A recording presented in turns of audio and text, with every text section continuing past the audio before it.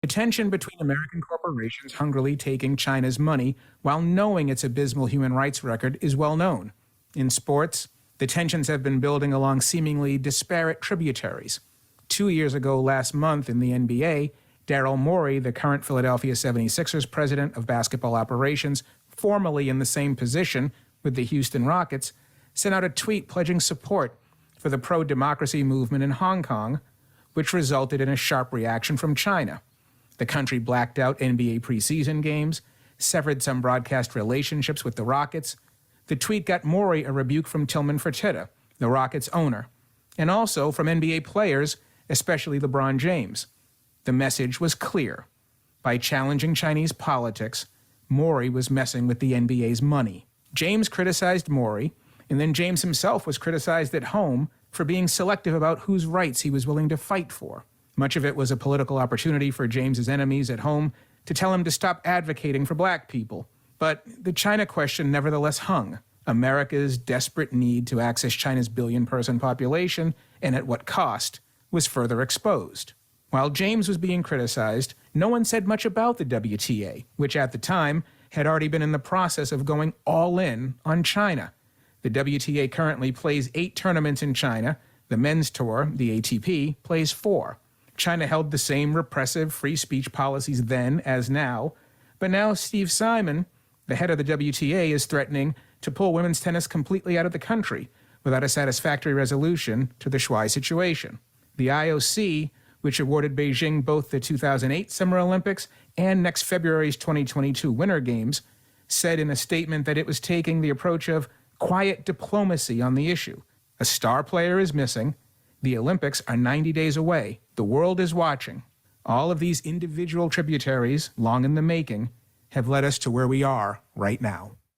That is some light being placed in a dark, dark place where sports and business and commerce and foreign relations all come together. Those were the facts. You didn't hear a lot of opinion there. I think you're about to, as we bring in Kate Fagan and Howard Bryan. He's gotten you caught up to date on some of the details here. I want to go through some of the details here as well, but this isn't just about this one story and athletes having to take the mantle on this stuff and being advocates on this stuff as opposed to corporations ends up making me uncomfortable, but asking corporations to lead when dollars are involved gets you in a position like this to begin with. So, Kate, first of all, let's start with you here. We'll get to Howard in a second. Your thoughts as this story started to unfold with the thing you don't see very often, Naomi Osaka reaching out and saying, where is she? Simply, give me proof of life that there haven't been consequences to a victim of sexual abuse coming out that have been state-sanctioned by China. Yeah, I mean, there are so many ways to start this conversation and so many paths to go down, and I have no doubt that we will dip our toe in a number of them. But the thing I'm thinking first off the bat here is that last line that Howard wrote and read for us about what's happening right now, these tributaries, and this moment with the WTA and with what is happening in China. And the question I'm asking myself is, what is the path that has been paved about this topic beforehand? Like that now seems to fall to the WTA specifically, and a little bit in the Olympics. Like, what can we look at that has been happening in the last couple of years that other athletes, other entities have done to respond to China? And the answer that we find is bury their heads in the sand. If we go back and we will talk about, LeBron and Hong Kong and even the IOC, and the path that has been paved on this topic to this point is ignore it pretty much and dismiss it, deflect it because of the financial implications that are at stake, which leaves the WTA, an organization and a sports entity with far less power, both culturally and monetarily, in a position to ask itself, are we going to be the ones? Are we going to be the ones that actually plant a flag in the ground and say, we're not going to play tournaments in China. We are actually going to risk that financial future. And it makes me start to think and go down the path of maybe it will have to be women in sport. Maybe it will have to be players in the WNBA who also play in China, who also play in Russia, rather than waiting for bigger entities with more power in all of the facets to actually step forward on this issue. Is it going to have to be the WTA? Is it going to have to be women? Are we going to make this about players or organizational bodies? Or are we going to have to make this about you have to withhold money? You can't. One of the things that was so disappointing to me about what happened to us at ESPN was I would tell people again and again, man, if you've got bleep you money, why wouldn't you on occasion tell people bleep you? And isn't one of the instances where you might want to tell people bleep you if you have bleep you money is human rights violations in China? Yeah, I think that one of the things that you said earlier in the lead in that was so important was when you said it makes you uncomfortable when you feel like sports has to take the lead on this and sports figures have to take the lead on this and corporations obviously are chasing the money. There's another big entity here too. It's called the government, right? I mean, this is the battle and to the point that we're all making here, that this has been building for a long time. And when we talk about globalization, when you talk about the dream team, when you take this 30, 35-year view, when you're talking about opening up new markets and revenue streams, there aren't that many left. And there certainly isn't one bigger than China, right? So when you're looking for revenue streams and you're talking about growing the game, and remember last week, we're talking about Roger Goodell wanting to build the NFL to a $25 billion, but where is that money going to come from? And if you look at women's tennis, they've been pulling out of the United States. All the money's in China right now. And there's going to come a price to this. The price has come. It's here. The bill has come due.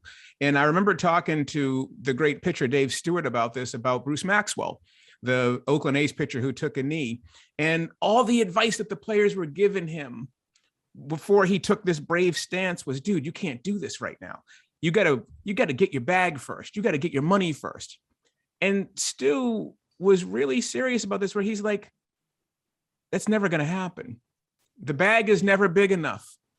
There's always more bag. So at some point, you're going to have to make a stance and take a position that undermines the maximum dollar amount that you can get.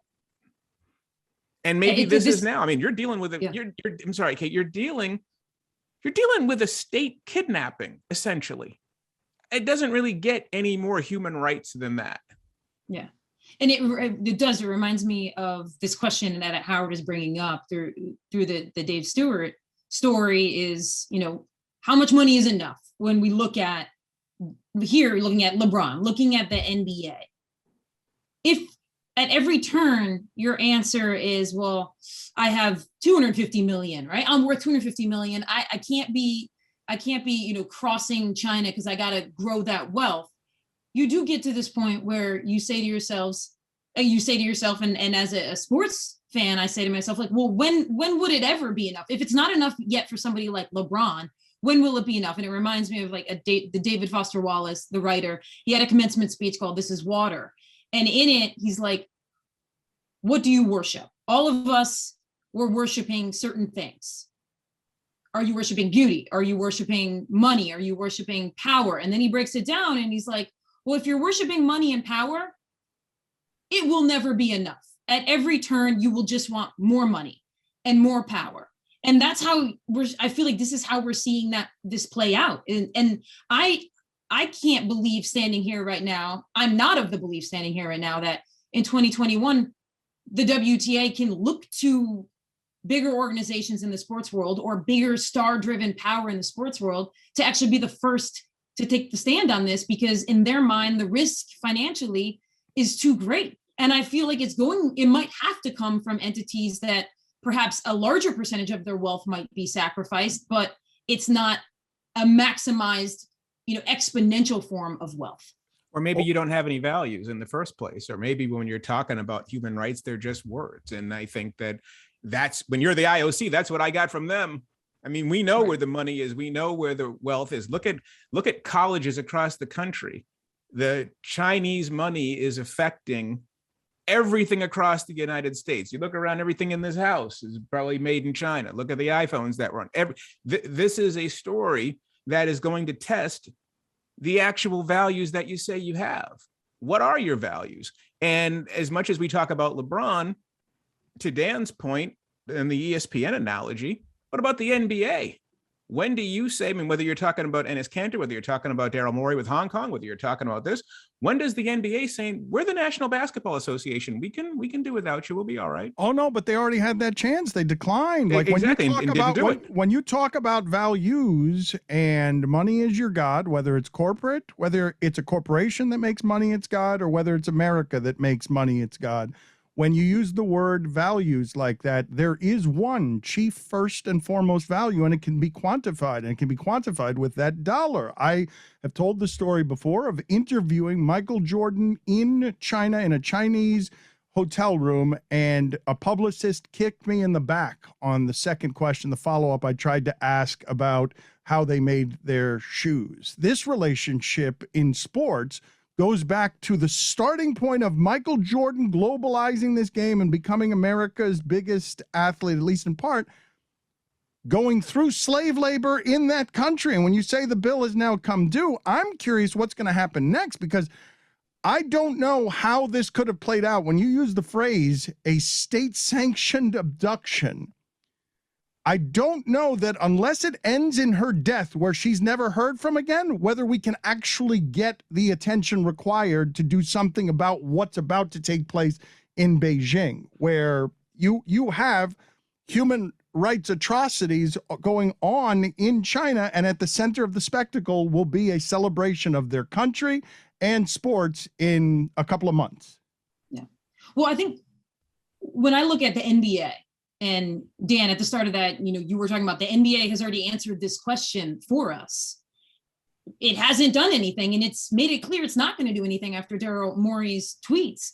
And it started me thinking about how, whether it's a myth or reality, I have this idea in my head that the NBA is the most progressive league, the most, democratically idealistic league in the US.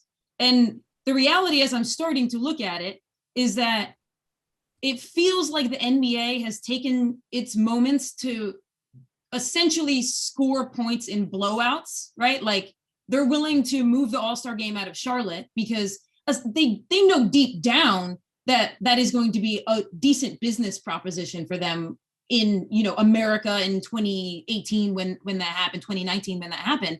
And so they're scoring these easy points. And yet in crunch time, in the pressure moment, too much. No, but this intersection is not in place anywhere else, though, Kate. When you have what Howard is talking about, the NBA has wanted this market forever. The NBA globalized, at least in part, because the oil wells dry up. Where do we go grab more oil wells? And so, to me, there is no greater value, because they sat it out, than the dollars. The dollars are what lead here, because Daryl Morey hasn't spoken about it since. LeBron took the wrong side on Daryl Morey and free speech, and then evacuated the premises. If you've got Silver, the league, the progressive league, and LeBron scared of it, your answer's made. They ain't fighting this one. They don't want any part of this one, because a couple of preseason games will get taken off the air in China, and they're not willing to even go that far on it. They don't want to lose any more dollars than they already have, Howard. Yeah, that's right. There's no debate here about where they're at. And so it makes you question, to the WTA side, what are you really going to do? And how valuable is this to you? And what do you actually stand for? And what do we stand for? And there is no getting around this when you're talking about the depths of it. And I think there's a lot of performative action taking place in this country when you think about what's really happening in different places in the world. When you think about Enes Kanter and what he's going through in his country, never mind what's happening here. When you're talking about these different things with Peng Shuai and all of it, we talk a big game in this country about freedom. We talk a big game in this country about rights. And that's what's really the real human rights violations, when the state can come and take you off of the street. That's the real thing. And in this country, I think when I think about this story in this country, I'm reading stories about school board meetings and people showing up with yellow stars on their shirts because they don't want to wear masks, and people talking about their rights being violated. And here we are with an actual person that I've interviewed, that we've spoken to, that we've seen play, essentially vanish. maybe we need to be a little bit better about being so cavalier with our terminologies and being cavalier about our words and what's really taking place here. What do we believe about what the state-sanctioned propaganda was? Because if that's the best you can do when the world is watching on how it is that you're willing to acquiesce on the request for proof of life, which is a real bare minimum there, guys. Like, the request for proof of life is a real small ask. If that's a question you have to ask, should you be doing sports business? I mean, right? Should you be doing any sports business with them if you have to demand proof of life from one of your business partners? What leverage does the US and the sports world feel right now like it even has? What leverage? Because it seems to me that the answer is none. Well, that they think they don't have any leverage, but they actually do. They don't have to do business with China, and neither does the United States government. That may sound like a naive thing, and it may sound like people saying, well, okay, well, you know, do you want that baseball cap that you're wearing, Dan, to cost $10, or do you want it to cost $50?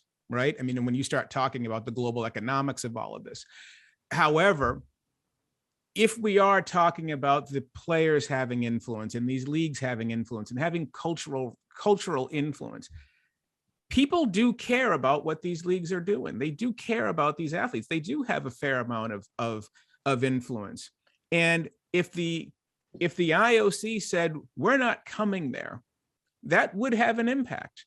And it's not as though the Olympics can't be held elsewhere. They can be. Toronto lost out to Beijing on the Olympics in February. So it's not as though they can't do anything. It's simply that when you are looking to corporations to provide your morality, you've already lost.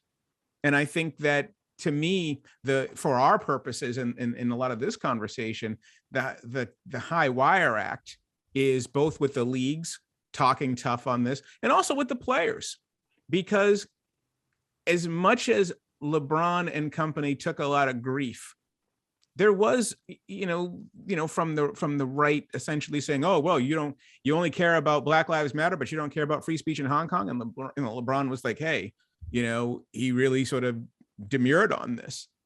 It is a real question. Whose money are you willing to take? And if you're willing to take everybody's money, as we've seen the IOC willing to do, because let's not forget, they also had the Olympics in Sochi when Ukraine was being invaded, right? There was a war going on while that was taking place. If you're willing to take everybody's money, then we don't really want to hear about your values. And also, in the United States, this has been an age-old issue with the United States going back into the 30s and the 40s when the Olympics. How much are you keeping? How clean is your house? And if your house isn't that clean, who are you to talk to us? I understand what you're saying about that comparison shopping, but the place that our house is clean, and we can have different definitions of freedom, I do believe that we can make the argument that we are freer than what 100%. it is that we have just seen come out of China, which is a story that doesn't have a whole lot of precedent. I'm curious, Kate, on your end, when you followed all of this, the idea that the best that the state-sanctioned media could do is these nibbles and hints. It's not that hard to prove that someone's living, Kate. Like, you have to, there's a certain arrogance about the amount of control you have and the amount of power that you're used to, that you just give these people these state-sponsored morsels when they're demanding answers about, like, where has this woman gone? Well, I mean, that to me, all that continues to highlight is that China doesn't answer to anybody. They're obviously not even giving us the most basic proof of life or some semblance of what seems like an authentic interaction, because they don't have to, and they're not kowtowing to anybody. And so to me, it continues to reinforce the reality of the situation over there. And to Howard's point about, we're talking about corporations and LeBron, and I'm thinking, well, in essence, there's no difference between those two in a lot of ways right now, because we've seen this, and we talk about this frequently on these op-eds about this idea of empire and how we have, in the NBA in particular, but in a lot of sports, we have had star-driven power, empires being built, getting that bag, this idea of taking away the money and the power from the corporations and the sports entities, and players being able to gather more and more of it. And I am all for that. But if players are going to become empires, then these are the questions that they actually have to step forward on and answer. Because LeBron can't say anymore, like, I'm just a single player. It doesn't matter. It's like, if you want to be an empire, but I feel like he can pick and choose his spots. The part that I thought was interesting about what you said is, if these people, these particular entities, Howard, you're talking about LeBron James, media empires, basketball empires, you're talking about the NBA, progressive, if they don't have leverage, because they're leveraged here, Howard, it's worse than not having leverage. They are leveraged. They are leveraged. LeBron has too much money in his studios, in his sneakers. He cannot say anything. He's got to zip it up unless he's willing to cost himself tens of millions or hundreds of millions of dollars. And he's not, he is not going to fight that fight across the world. I'm not even sure he should be asked to, when the corporations that have more than that, Howard, are also leveraged the same way in the same places. Well, that's right. And there's no other place where the leverage is great, that leveraging has been greater than China. Look at the WTA. They're losing tournaments. They have put everything into the Chinese market. The World Tour finals are in China. The only reason they were played in Guadalajara last week is because of COVID, but everything has gone in over there. And so when you're looking at corporate courage, which is an oxymoron in of itself, you do look at these numbers and you say, okay, I mean, to my way of thinking, I'm like, well, I don't really want to hear from you, because one, we're conflating empire and activism. I never have considered LeBron James an activist in the first place. I consider him a person who is on the right, an extremely influential person who often stands on the right side of issues. He's not in the street. He's not an activist. He's a person who has who's right thinking in a lot of compassionate ways. He ain't messing with China. He wasn't messing with Space Jam. He wasn't messing with that market, because that market, so much of everything that is taking place right now on the corporate side is dependent on that market. So to me, when you say, okay, where does this go? Some of it, we run into this thing of, okay, well, there's nothing anybody can do because the market is too powerful. Also true, but that doesn't mean that this is not a real question. And that doesn't mean that at some point, when push comes to shove, you're going to have to do something, right? You're going to have to make a decision. And maybe that decision is that our rhetoric has no value compared to this. When you say do something, that doesn't happen until our freedoms are encroached upon, which I would argue, Kate, we're already there. When LeBron James and the NBA cannot give voice to something, when there isn't free speech on this issue in the NBA, there is Enes Kanter being the most unique activist that there is in that sport, using LeBron James to bring attention to, again, I will say it again, human rights violations that required from China proof of life, which is not an expression I've ever used while talking into microphones about sports in my entire career before now. Yeah, I guess the best hope for globalization was that we were, the best hope would be that we would export some small modicum of American freedom and democracy. And what we have seen happen is we have imported censorship. And you even look to Daryl Morey's tweets from 2 years ago, and the case being made, if you wanted to try to justify Daryl Morey's tweets being removed, you'd be like, well, look, the Chinese people who love the NBA would be offended to read that. But the reality is, even the everyday people in China, they didn't see that tweet. The Twitter, as it is in America, doesn't even exist in China. So that tweet only existed in America. And it was taken down and censored in America. And he hasn't spoken about it since, and he's afraid to talk about it, and no one in that league is going to given be voice. out of a job if he talks about it. And so And we saw a little bit with the NBA. I think Adam Silver threatened to go open the African market. Well, China's leveraging Africa as well right now. This is a superpower we're dealing with. There are three nations that run this world: China, the Soviet Union, China, Russia, and the United States. I'm dating myself on that one. Sorry.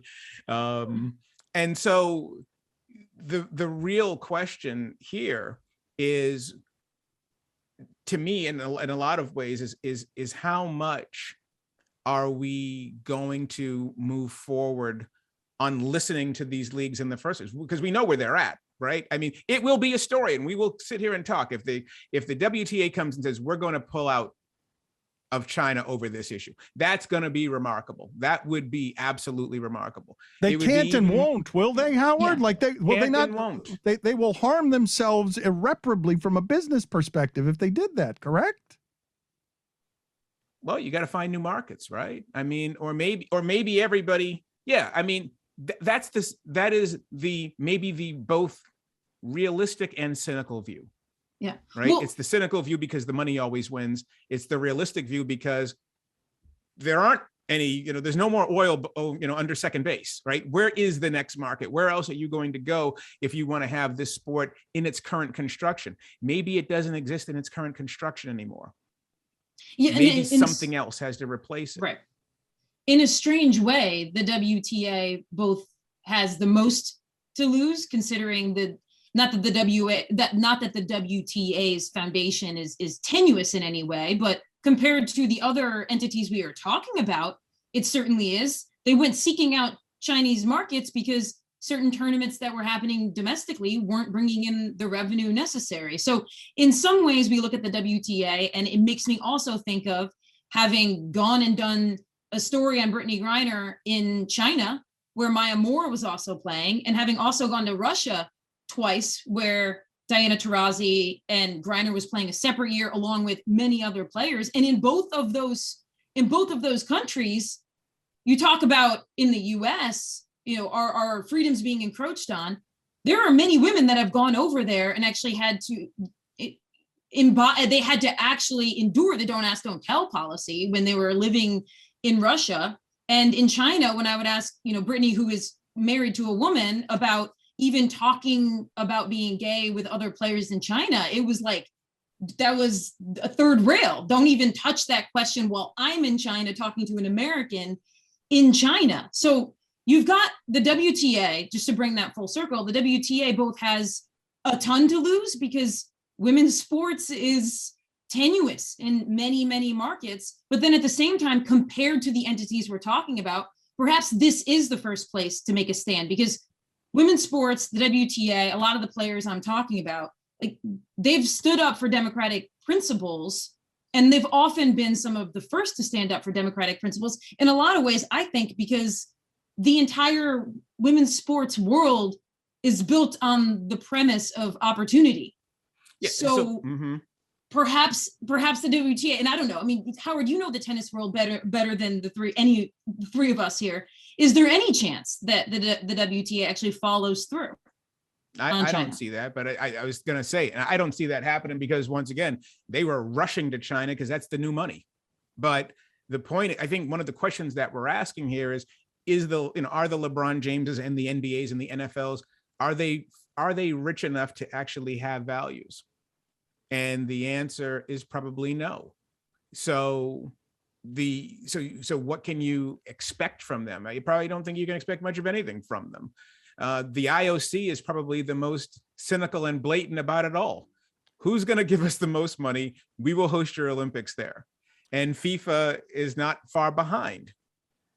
You say that, Howard, but I don't think Enes Kanter is that kind of rich, and he is out here with a different mindset on this because he is willing to do some of the things that he is doing, even though there are any number of problems that can be spawned by what it is that he's doing, because I believe he's got a different perspective on this. As I said, he freedom to him is something that not only did he have to flee to get to it, but upon getting to it, he's got to fight to keep it. I think a lot of people listening to this don't link up there. So like I think this is a person who's fighting from his unique experience for something that matters, that is simple and basic. Like there aren't two words I can hit people with. Human rights. It's just it's that part of it is very simple. It's all he's fighting for. And yet you're asking so little when you talk about corporate courage here, Howard. Like, you're asking for so little. Hey, with your bleep you money, can you please be an advocate for human rights? And the answer is yeah. no. And I would throw a few things back at that. One, Enes Kanter is one person. Two, I do not put him in the LeBron James category in terms of wealth. Obviously, they're not in the same sport in that, along that track meet.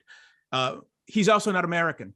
And that was the point that I was trying to make about the cosplay here, about Americans talking real big about freedom. We've had so much freedom, we don't even know what lack of freedom is. We don't even know what it really means. He knows what it means. Go hop on YouTube and look at those videos of Erdogan and his people beating people up in front of in DC a couple of years ago. Like, that's real stuff. We will kill you if you say the wrong thing. We will kill your family if you say the wrong thing. You are not allowed to come back to your country if you say the wrong thing.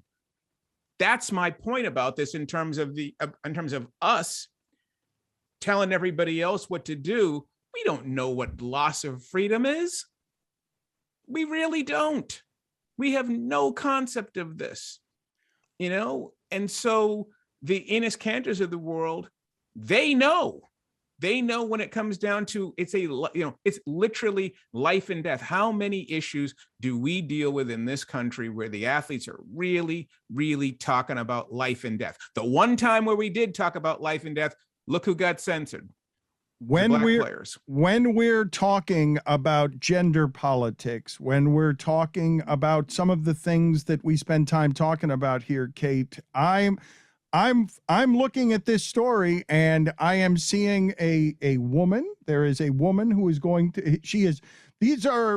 these are issues that have come to our country, and because of our freedoms, they've been out in front of everybody, where you've seen these advancements very quickly, though not quickly enough, in the last few years on mental health stuff, on sexual abuse stuff, on gender stuff. All of it's coming to China here, and they're locking the door. They're like staying out. And then the request is, hey, can you prove, this is how we're going to protect freedom, can you prove she's living? Can you prove you haven't killed her? That is the request that's being made. It is a small request, and basic. then you wonder about how brave she had to be to put this in front of people, when we've been talking for months around here about how victims become more victims when the systems fall on them, and women in these cases when accusing people of sexual crimes. And can you imagine that we are in a situation where the government feels like it could give us smatterings of things in protection of power? Like, it seems like she would have, I wonder if it's hard for something like this to connect with America because of all of the dehumanizing that we have done beyond the freedom on others, on women, on less than. They somehow, that if I was putting a man who looked like them in America and taking away the freedoms in a way that demanded questions like this be answered by the government, whether it might get America's attention a little bit more, a little bit angrier, and with more compassion. Yeah, I mean, we are at the point where we have flipped the Me Too movement on its head and turned it into almost like and we talked about quote unquote woke a couple of weeks ago. We are so far past the Me Too movement that we have started to mock the Me Too movement.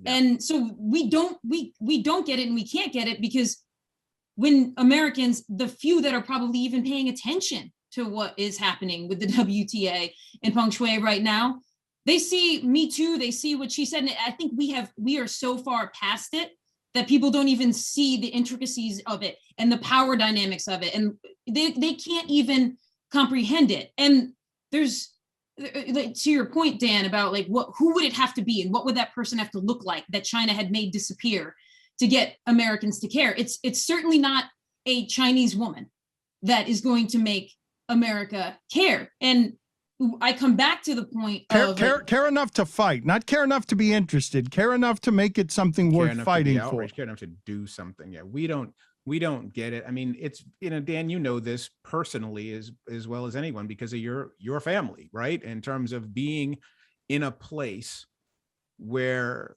can you imagine being an American and knowing that you're not allowed to leave your own country? You can't go fly to go visit somewhere, right? I mean, we're just talking about basic stuff.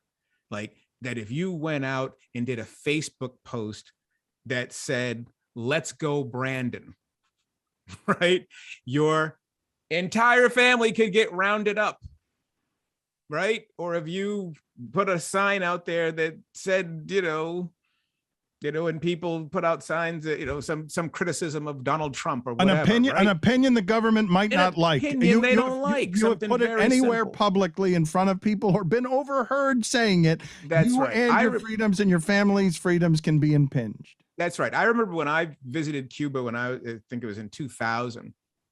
I remember talking to people and asking them about, they were just so fascinated by the United States and about New York and San Francisco and what is this like and what is that like? What is it like to travel? What is it like to go places? Basic stuff. And then when I asked them certain questions that might be considered sensitive, they would rub their chins, which was code for Castro, for the beard, right? They didn't want to talk. Yeah. They didn't want to say a sentence. That's right. Didn't want to be overheard. Right. That's what, you fear reprisal. You fear, Kate, we interrupted you, but I am curious where your thought was headed there. I think this idea that it's a female athlete, that it's a Chinese woman that is what the story is centered around. Like, that is not happenstance. That is not random. It is because that is where the lack of power is. And that is where the ability to perpetrate something like this resides. And so it takes me back to my point being, like, we've all acknowledged on this last 30 minutes that we don't expect LeBron James to change his position on this. We don't expect the NBA to change its position on this. We don't expect, likely, the WTA to change its position on this. So where will it fall? And to me, it seems like it might fall to the granular level of certain female athletes, both within the WTA and the players who have played in Russia and China and other places, to actually sacrifice something and get some sort of momentum started on this. Otherwise, we land in a place where, and Howard and I were talking about this yesterday, where it's like, it feels very much to me like the steroid scandal, where you've got one, does anybody remember who didn't take steroids? No, we don't remember those people. Therefore, the incentives to be able to just be the person who takes steroids and the belief that we all have and that we map onto other people is that, well, if you had the opportunity, like LeBron or like someone in baseball, to say, hey, do these steroids, or just say you're not wading into the Hong Kong China drama, you will make 25 million, 100 million. That everybody would say yes to that. That to me, that is the correlation I'm making, is that, like, we are left in this place where, like, the best I can offer right now is, like, maybe Maya Moore, maybe some women's player will take a stand on this to a huge financial burden on themselves to trigger some sort of belief in our American sports landscape and to trigger the higher powers in the sports landscape to actually take this seriously in a way that they're willing to risk certain things. Because otherwise we're left in a place where we all have some sort of vague belief that, well, it's money and y'all just, like Howard said, you got to get that bag. But who's going to lead, though, Howard? Like, what needs to happen? Is someone going to sit out Beijing? Is something going to get a snowball rolling here that has some consequences so that a government can't shrug its shoulders and say, we've got you all leveraged, all of you, all your American corporations, all of you. You can't say anything. We will decide what human rights are, and we will continue to infringe upon human rights until we are dominating the world with our way of being, the right way of being, because all of you are leveraged. We're not. We keep buying up your debt. We keep buying, like, we are not leveraged. You're leveraged. That's right. You owe us. I mean, if you follow what's happening with the geopolitics right now, there's a battle for Africa taking place right now between China and the United States. And the United States is trying to appeal to these emerging African nations that taking deals from China are going to leverage you in such horrible debt that these are bad deals for you. Come work with us. And I'm thinking, we're already leveraged by China, right? Who are we talking about? This whole thing is about being over leveraged because there does have to be something said for a collective action. And yeah, what is it going to take? Does it take these symbolic things? Does it take LeBron James or somebody saying, and I hate using his name all the time because it makes it seem like this is his responsibility only, and it's not. Is it going to take Rafa Nadal and Roger Federer and Novak Djokovic saying, okay, we're not going to play Shanghai next year, right? Is it going to take Serena Williams and the rest of them saying, we're not going to play? Is it going to take that? And the reason why we place this upon the athletes is because they're the ones we see. Who's going to be the visible ones? Really, what you actually need is you need something a little bit more quiet. You need the big dogs. You need an IOC and an NBA and a Major League Baseball and the rest of them to say, we're pulling out, and we'll bite the bullet. The reason I don't know if the individual player can do that by themselves, but something they have to do. I don't want to keep putting the responsibility of that on the player, even though I understand what it is that you're doing there. The part that makes me squeamish and I would say hopeless is that I saw the way the NBA genuflected, and it wasn't even China flexing. It was just China. Oh, really? Daryl Morey feels that? If Daryl Morey, oh, you've got a general manager. Really? You've got a general manager who's got an opinion about our Hong Kong situation? Okay, watch this. Watch what we do. And so now you're afraid of the fight. Now you're afraid of the fight because they could take it all away. They could take away, they could harm your sneaker businesses. Like, I don't know where to not feel hopeless about this, that speaking out isn't just a bunch of words, that somebody has to lead, somebody with power, someone with the FU money has to use the FU money for FU. Well, I don't think the money's big enough. I think, once again, the macro depresses you to the point where you have to concentrate on the micro, and the micro is actually, the micro becomes the macro. Where is Peng Shuai? How is she? What is she? Is she, is she well? And when are we going to see her again? And what is going to happen with her as an individual? And there is a chilling effect on that. And let's face it, you're right. What China did on the Daryl Morey thing was just it was a wink. You want to see what we can do? It wasn't even. They just took some Rockets games off the air, right? They just, that's all they did. And then took some off there in the regular season, 100%. So, but I think that to your point, Kate, yeah, this is not going to have the effect on us because it's not affecting us directly. And I think that, and what she did, she accused, it's not just a ranking member of the Communist Party. This man's 40 years older than she is, right? He's 75 years old. And so I can't imagine how hard that was to do, Howard. Like, knowing full well what was going to happen. I mean, no, but that's so hard under any circumstance. To do it there, to go after the power there, like she did. The bravery deserves a defense. Like, it deserves people who have power. I still don't feel like I've got answers on what's happened here. I don't know where she is. Like, I don't believe anything that's coming out of that country. Nor should you. And I think that this is where I start to worry about our response is it enough to simply send out a hashtag and then go have lunch? Right? That's not enough. And there's got to be more to it. There's got to be a real action here. And the tweets and then you move on may make you feel good, but you're really not doing much of anything. Yeah. I mean, but we've gotten ourselves into a place where we are addicted to that version of how we make our moral stance. And yeah, well, that's how I felt, Kate, with 2016, 2014 after Ferguson and Tamir Rice. Is putting a t-shirt on that says "I can't breathe" enough? Does that put you in the pantheon of Tommy Smith and John Carlos? No, it doesn't. And at some point, someone's going to have to leave some money on the table. And if China doesn't care because they're so big, then fine, move on and find new places. The games will go on in other places. Something has to be done. Otherwise, what you're really saying is, to Dan's point, we're upset enough to be outraged, but we're not upset enough to mess with our checking accounts and our wallets.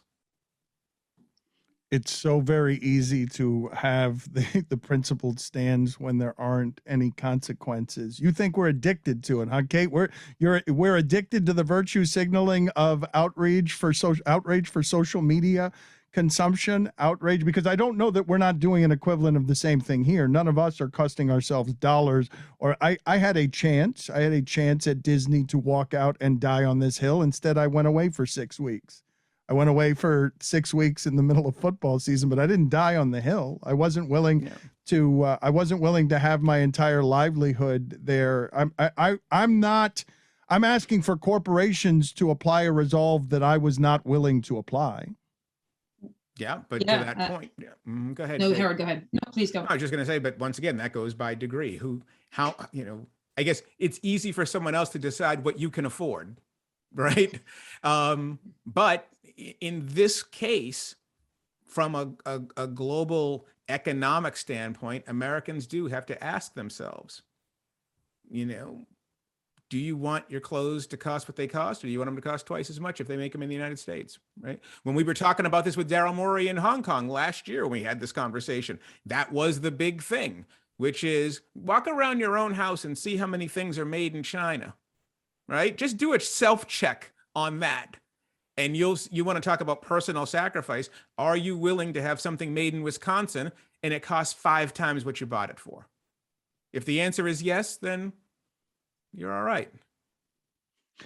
Then you can take the moral high ground if your answer is yes, or you could be the rest of us just looking for bargains on Amazon. Exactly. Thank you, guys. Appreciate the time. Thank you. Thanks, Dan. The meal at point of execution, right out of the oven, that is fantastic. I think the reason for that is because your family's the bleep out of the house and you can eat in private and just make a sandwich out of everything in your underwear. And you can have one meal instead of having to do split things. Not that I'm holding my resentments about my family. No, I think the holidays are stressful. I was just talking. You can imagine this. I imagine we'll talk to Arleen Cody about this later in the show. I was just talking to Chris about how I imagine his dad to be a narcissist on Thanksgiving, just expecting everyone to circulate around his plans because that's how it's always been, not allowing for his children to be adults, to be an adult with a proper wife. And even as he's a grandfather to a grandchild, he expects it all to center around him. Because we eat early in the afternoon with my wife's family, so we've been trying over the years, Dad, can we push back our meal as far as possible because we're eating another meal? He's not moving anything. He's like, we eat at 4 o'clock. That's when we eat. We're always going to eat there. It's like, Dad, I'm eating at 1 with their family. Can we not eat at like 5? Just totally self-involved about everything, including the holidays. Traditions are important, though. That's right. Yeah. But it could still be a tradition, whether we eat at 4 or 5. Like, we can't push it back for, You're asking the Lions to kick the back. family has grown. The family has grown. No. We have to do other things. And I say this in front of my wife. We both agree. We can all agree. The worst part about marriage is having to do split holidays. Everybody agrees? Because marriage is awesome. There's not a lot of negatives to marriage. I just find it to be inheriting the family. I love the family, but having to do the family multiple meals on Thanksgiving and Christmas. You double your family obligations when you double your family, and your grandfather's a stubborn old mule who's not moving for anybody. That's right. Why should Greg have to move? Thank you. It's like asking the Eiffel Tower to move for new apartment complex. It's called compromising. Not going to happen. Billy's going to write on the button. He gave you the gift of life, man. I mean, everything should be centered around him. And he gave you a pineapple. Yeah. Yep. I mean, it's pretty tough. You got to keep that food warm, though. So you're basically asking them to cook later. No. I mean, come on, man. I'm the patriarch. That's right. There would be no Chris Cody. Yep. There would be no giving. Thanks to give, if not for you. Thank you. Yes. Thank you. Thank me. Yeah. You asked the Macy's Thanksgiving Day parade to start a little bit earlier so that you can go to your brunch. We should change the holiday to Thanks-meing for the one that Greg is celebrating. I mean, not in general, but in this case, you got to respect the patriarch, without whom none of us would be at this table.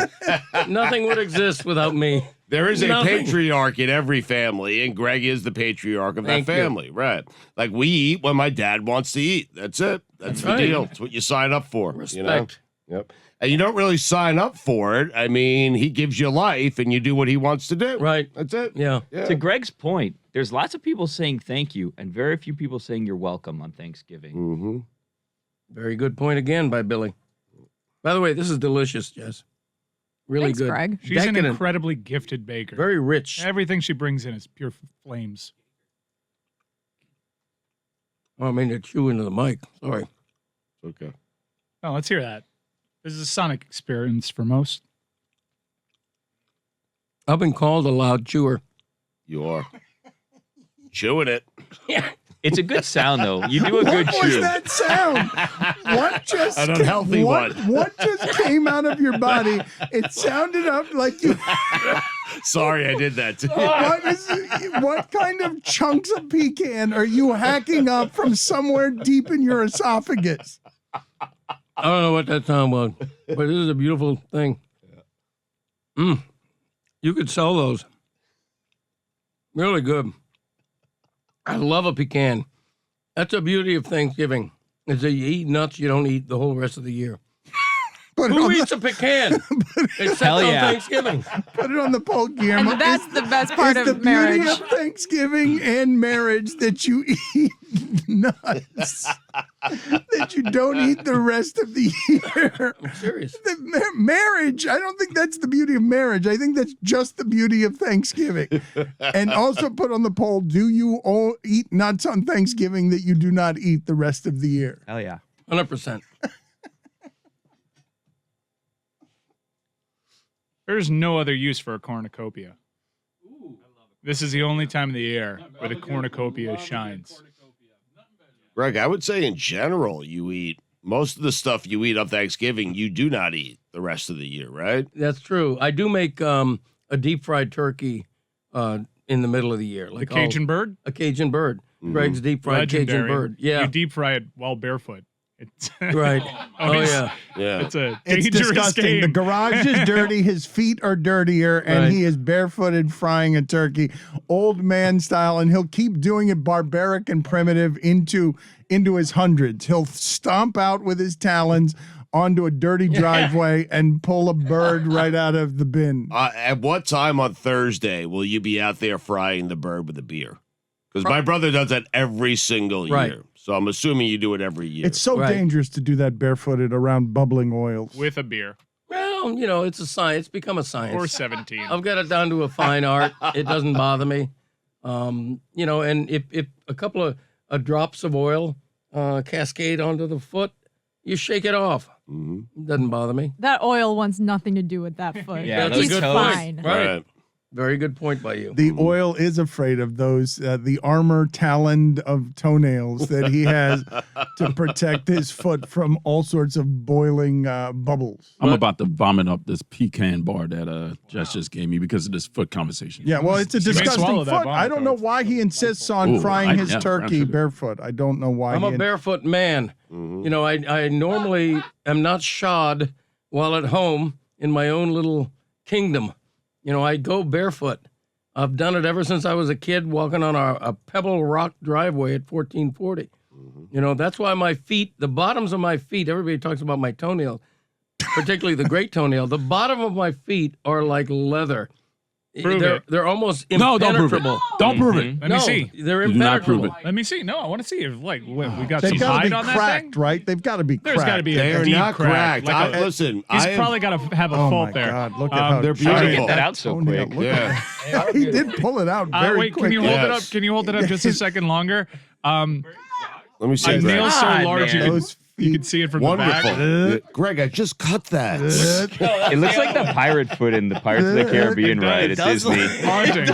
That toenail on that foot has gone from yellow to brown. It's charcoal. It's It has been replaced by a rhinoceros's horn. But the point is, Same material. The bottom of my feet are tough as nails. I can walk across a hot beach in downtown feel a Miami thing? and not feel a Let me thing. touch the bottom of your Wow. no, don't Why touch do I'm them, gonna Mike. touch that? it. Mike, Because don't I want to touch see them. it. Like, they Mike, look baby no, soft. No, I'm gonna do they it. don't look not. baby Mike, soft. I'm the only Mike, one Hold on, who's let me see been it at one the more time. bottom of All those right, feet, maybe I got okay? carried away. Yes, Let me see don't it one touch more 'em. time. They don't look. They do not look. What is that thing hanging off the side of the foot? I don't know. Character. What is that? Hey, you know what? I've changed my mind, but thank you. Yes, don't touch that. My dad claims to be this barefoot person. He's also the same guy that emerges from his bedroom in the morning wearing shoes. And only shoes. I had an opportunity to be a foot model when I was a teenager, and whenever I say that, people assume that I'm lying. Why would they believe you? You just pulled Yes, I out did. a rancid, battered antique from the past. Well, my foot was 40 years younger at that point. Right. Beautiful feet by me. I don't think Ron saw your foot. Should you show him? No, thanks. Okay. No, Forget yes, about it. yeah, he doesn't need any help there. Thank you, Ron. Good to see you. Good to see you. Fresh off of a week of muckraking. Any other fallout here before we get to our animal questions? Do you have any fallout from this week? And do you want to give people an action plan on how it is that they can help you fight the greedy grifters and developers who keep ruining good things in South Florida? Well, no, there's been nothing yet. We're just waiting to see if the mayor is going to veto this vote that happened at the commission meeting. But the bottom line is, a bunch of developers have gotten together and basically bought out homeowners so they could change a covenant and basically change 168 acres of what is supposed to be green space by covenant for 99 years into 550 single-family homes, into a place where there's so much traffic and so much congestion already that the thought of those homes going in there is going to be absolutely horrific, not to mention the environmental, damage that's being done. So what you can do is you can go online and go to savecalusa.org, and there's a little letter there. All you need to do is just sign it to the mayor and send it off to the mayor, and hopefully she will, consider actually vetoing this thing. We will talk more about this with Billy Corbin post-game today, and we'll give you the information you need if there is a call to action that you want to follow. I read and meant to ask you last week, Ron, about 3 snow leopards dying. I think it was of COVID. Yes. COVID. Yes. Can you tell me what happened there, and can you tell me how rare the snow leopard is? Because I know that's one of the most difficult things to photograph in the wild, is it not? Absolutely is one of the most difficult things even to see at a huge distance in the wild. Snow leopards, high altitudes, Mongolia, places like that. These leopards, these 3 animals were older animals. They had some other health issues, but COVID is in fact what killed them. So, and this is the first time that we know in any large accredited zoo where COVID actually killed the animals. We've had lots of animals contract COVID, different primates, gorillas at San Diego, lions at different institutions, cats, but they all fully recovered without real serious complications. This is the first time we've had actual deaths from these types of animals in a zoo here in North America. Ron, I'm going to read you a headline and then I have a quick question. Otis, the smiling hippo at the San Diego Zoo, dies at 45 after being euthanized. What is the most emotional you have been saying goodbye to an animal? It would be Toshi, our black rhino here. He was 43, 44 years old. When he first came as a young stud from Hiroshima, Japan, I was the one driving the forklift as I unloaded him from the truck. He became absolutely the most gentle, most wonderful rhino I've ever had the privilege of working around. I do a lot of special tours here for things like the Make-A-Wish Foundation, Make-A-Wish Kids.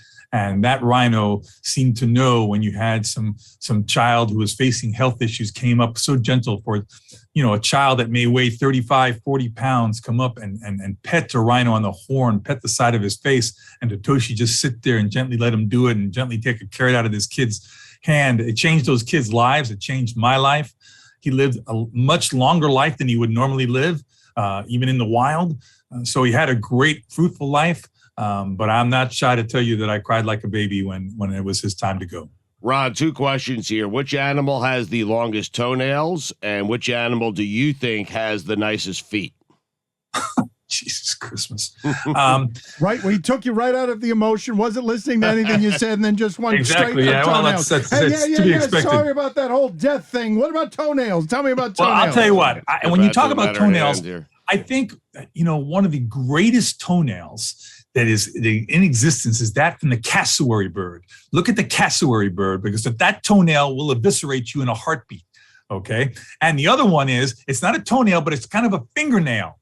Look at the aye, the A-Y-E. Look at the finger of that thing. It's like something out of some horror movie, but it's long nail to dig into things to get these little grubs and insects out of little holes in the wood. So the eye for the fingernail and the cassowary for the toenail, just absolutely fantastic. Now, when you come to pretty feet, I hate feet. I hate them, Stugotz. So there's no such thing in my mind as a pretty foot. Wow. Okay, I find them repulsive. Even my wife, who's the most beautiful goddess of a woman on earth, her feet do nothing for me. Okay, and I know there are guys that have these kinds of fetishes about feet. I throw up into my mouth a little bit every time I hear about that. Do you want to see Greg Cody's rotten foot? It's got a giant toenail, and it's on the bottom of it. It is super hardened and leather. Okay, why you even stop it? Okay, it's right. I'm going to be heading to lunch here in about an hour. And when you throw up in your mouth, do you swallow it or spit it out? Good question. It is Great a good question. We've had to swallow it at least once before. Come on, Ron. Yeah, I end up usually having to swallow it a little bit. It's that burning, that real burning acid feel. Yeah. Terrible. Yeah. Believe me, as a GERD sufferer, I know that feeling. Roy, what do you have for Ron McGill? Yeah, Ron, going back to Calusa, I know you went to the commission on your private time. You went in on off hours against work. But has the county sent you a reprimand over what you did at the commission meeting? Oh, God, no, they haven't, but I wish they would, Roy. I really wish they would. That would be the final fuse to my firecracker. I love that Ron is just What does that mean? What are you gonna do? With rage. Yes. So what does that mean? What does it mean when Ron McGill's final fuse to his firecracker has been lit? Look at him. Look at him. I'll tell you what, guys. I'm not holding back on this. No one in the county is going to tell me what I can say as a private citizen. If I'm not breaking the law or breaking any kind of moral code, it's none of their business. There's going to be hell to pay. He is just, I'm telling you, he is, I've never seen, you said that you have done this twice, where you show up in off hours to a city commission meeting. What was the other time? The other one was for the Pets Trust. It was something that the majority of the people here in Dade County, over 500,000 people, voted for. And then the mayor and the commissioners had the gall to say, well, you know what, they didn't really know what they were voting for. That could have saved tens of thousands, if not hundreds of thousands of lives of dogs and cats that are euthanized every year in this community. And the voters voted for it. And in the beginning, all the commissioners and the mayor said, oh yeah, okay, I want to make it very stressful that's not this present mayor, it's the previous mayor, said that, oh yes, well, we'll follow, the will of the people. And then they voted for it. And what happened was they said, oh, they didn't really know what they were voting for, so we're not going to do it. Are you freaking kidding me? I'll tell you what I didn't know what I was doing when I voted for some of those people. That's what I didn't know what I was doing. Whoa. He is getting he's out of control. Billy, what do you have for Ron McGill? Ron, dogs I feel like are relatively intelligent animals and they kind of observe human behavior. Do they get confused as to why it is that they have to pee and poop outside, but we can do it inside? Bill, you really need to have your own show. I don't think they get confused. I think that most animals do not like to poop and pee where they sleep and eat. So it's a natural behavior for them. I think on the contrary, when they do it inside the house, it's because most of the time they have not been walked frequently enough or given the opportunity to do it outside of the house. I think, if you were locked in a room for a certain amount of time and you just couldn't hold it anymore, things are going to happen. Ron, I saw that there was a sighting of 6 tigers in India, and this was cited as a very rare thing because normally you only ever see tigers on an individual basis. Why is that so rare? Well, it's rare because, like you say, they're solitary animals. Unless 2 tigers are breeding, or unless it's a female with cubs growing up, they hate each other. Okay, they fight over territory, so it's very rare. What you might see is a mother with fairly large cubs, but it would be rare to see 5 cubs. Usually it's 2 to 4 cubs. So to see this is kind of an interesting situation, very rare, and hopefully it didn't end in any kind of serious conflict. Chris Cody, what do you have for Ron McGill? Ron, let's say you had to cook a Thanksgiving meal for 40 people, but you need a sous chef, and it could be any animal at the zoo. Which animal would be the best sous chef? Man. Wow. How do you guys come up with this? What are you drinking before you do these shows? A sous chef with 40 people? I'm going to have to go with the spider monkey, because a spider monkey has, the forearms and the tail it can use as another arm. If I'm doing all these people, I'm going to need all the arms I can get. It's an intelligent animal. It could use each one of those appendages as a hand. That's what I'm going with, the spider monkey. Do animals cook? I don't think that animals cook per se. In fact, I know there's no animals that, make a fire and cook or things like that, but there may be animals that put things in the sun to heat or maybe to get rid of insects or parasites before eating. I don't know. I don't know the answer to that. They don't cook with flame or fire or any of those things, but might they add something to add a little flavor to something? For example, like if you drag an antelope, a leopard drags an antelope up into a tree, but he also wants, some sort of herb or something on that. Are there any, and is there anything that he might add as an ingredient? Not that I know of, but usually when he's killed the animal and he drags it up the tree, it collects a bunch of ingredients as it's dragging along the substrate up into the tree.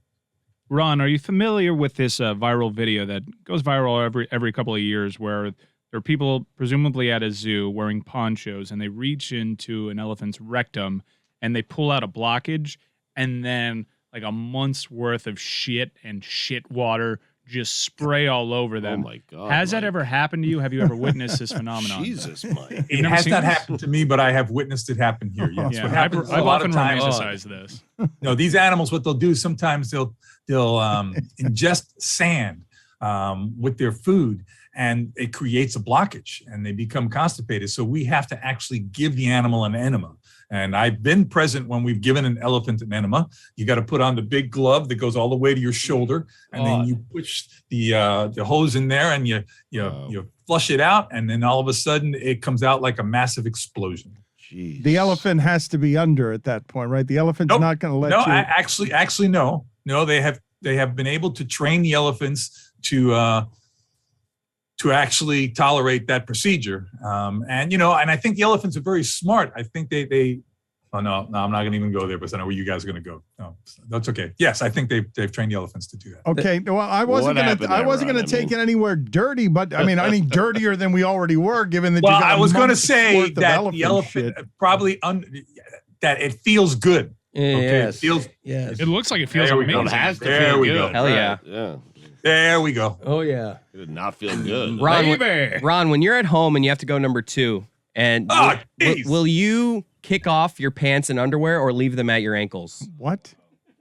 No, it's a good question. Yeah. Like when you're sitting down to go number 2, will you kick? Something? I will tell you this. Until I was about 25, I kicked everything off. I just wanted to have total That's my freedom. man. Yeah, it's Hell the yeah. best. It's the best. Yeah. Yeah, it just, and I would stay in there for sometimes 10 or 15 minutes, which my wife could never understand. Hell yeah. But, in my later age, I've been more tolerant of just leaving it at my ankles. Yeah, there you go. I just saw it. I can't unsee it. That could be. I wish Mike had never said that to me. And of course that feels good. It's a bunch of shit flying out of your ass. I mean. And it's a lot, brother. Keep in mind, an elephant can produce 300 pounds a day. Oh my God.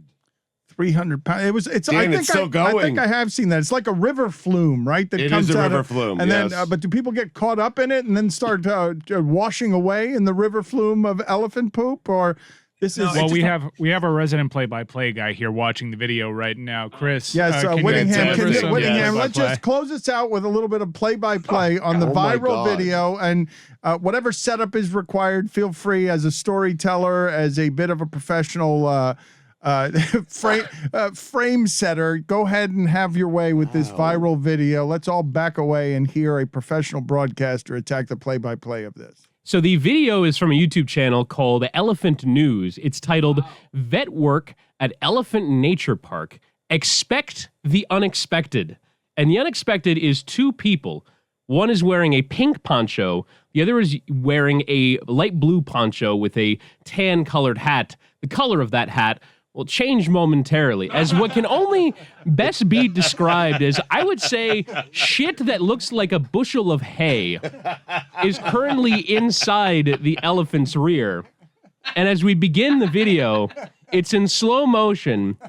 The bushel of hay gets pulled, and then out bursts, I would say, multiple gallons of a green-hued water with some more chunks of shit as it just continues to pour out of the elephant's rectum, slowly but surely. This is in slow motion. I can't even imagine at real speed what the rate of shit is coming out of this elephant's bum, but it is absolutely profound.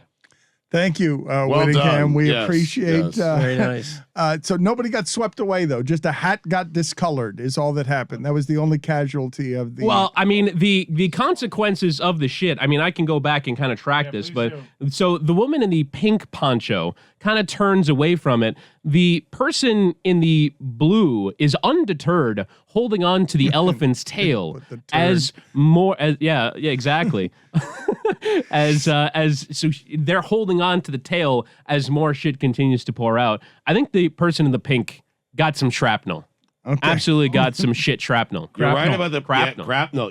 You're so right about the person in the blue. Just stood tall, stared it down, like incredible, right? One of the greatest, remarkable feats I've ever strength and seen. composure. Yeah. Heroic. Well, it's also Forgot. because as a Guts. veterinarian, they've been successful in the procedure in getting to unblock the blockage, which could be, very detrimental to the health of the elephant. So this is a massive accomplishment for them. Somebody's got to take a hit for the team there, and that's what they did. They saved that elephant by doing that. Ron, good talking to you. Have a happy holiday. We are happy to see you and enjoy Thanksgiving, sir. You all do the same. Thank you very much for everything, guys. Take care. Thanks, Rob. Stugotz just delighted in pointing out to me during the break that Tom Brady hasn't lost 3 straight games in the NFL since 2004. I mean, it's ridiculous. I mean, if you're a fan of Tom Brady's teams, you've never lost 3 straight games. I mean, I was in high school. That is, that seems like it can't be right in that league. But before we talk any more football or any more sports, we are keeping today's show. Got a little bit of a family theme as we head into the holidays. Everyone's a little bit lazier this week than they might be under normal circumstances. Arleen Cody is a very high-powered attorney. She is joining us from a glass-encased corner office where she presides over much justice and much regal money-making on behalf of the Codys. And she can speak more eloquently than anyone to what a weirdo her husband is. I was wrong about Brady. It was 2002. Wow. Okay, so it was even longer. It wasn't 2004. It was 2002. That's fine. Arleen, help us with a number of things. Settle a few disputes with your husband, because we were marveling the other day about how terrible he is, like truly terrible, about admitting that he's wrong.